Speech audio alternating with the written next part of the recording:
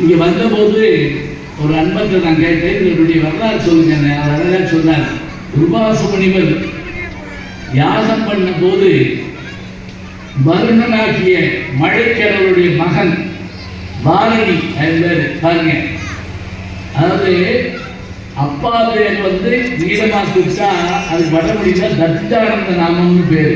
உதாரணமா தசரதர் மகன் தாசரதி, ஜனகன் மகன் ஜானகி பேரதி சொல்லுவாங்க. வருணன் மகன் வாருணி.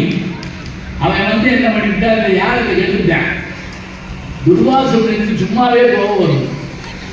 பாரதி எழுதுவாரு, நாக்கு நுனியில் வேதம் மூக்கு நுனியில் கோபம். அவர் தான் அவர் யாரு, துர்வாசன் புலிஸ். அவர் அவர் என்ன பண்ணிட்டாரு, டேய் நீ வந்து யாருக்கு எழுதிட்ட, அதனால உனக்கு ஒரு சாபம் கொடுக்குறேன்.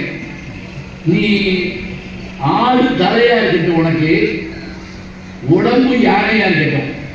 அதாவது நீ திங்கிறது கொஞ்சம் நீ நினைப்ப, ஆனா வயிறு நிறைய தின்னுட்டே இருப்ப.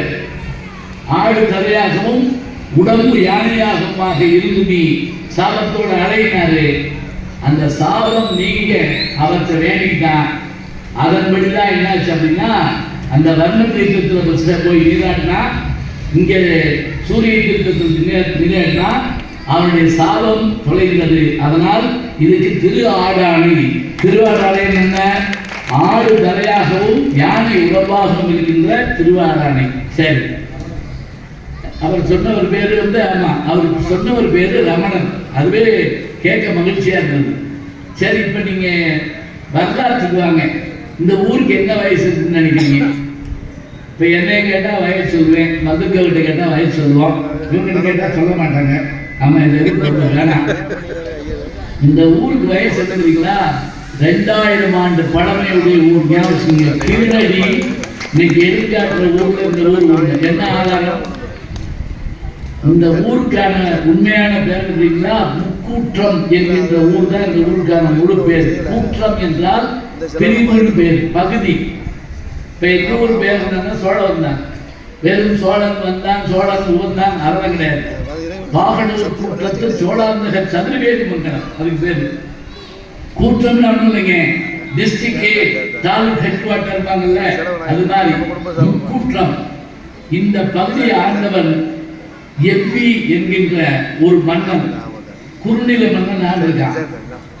அப்ப பாண்டிய மன்னர்கள் இந்த பகுதியை ஆண்டிருக்காங்க. அவர்களுக்கான துறைமுக நகரம் தான் தொண்டி. இது கடற்கரை நகரம், துறைமுக நகரம். இந்த தொண்டி பற்றி மெகஸ்டடிஸ் என்கின்ற அந்த பயண குரூப்ல தொண்டி இருக்குங்க. மார்க்கோ போலோ தொண்டியை பற்றி எழுதியிருக்காரு. அந்த ஊர் பக்கத்து ஊர் தான் நம்முடைய திருவாடானை.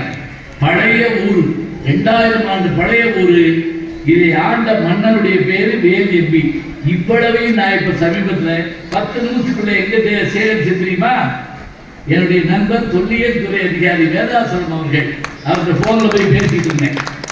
அப்புறம் இன்னொன்னு கேட்டேன், சுவாமி பேர் வந்து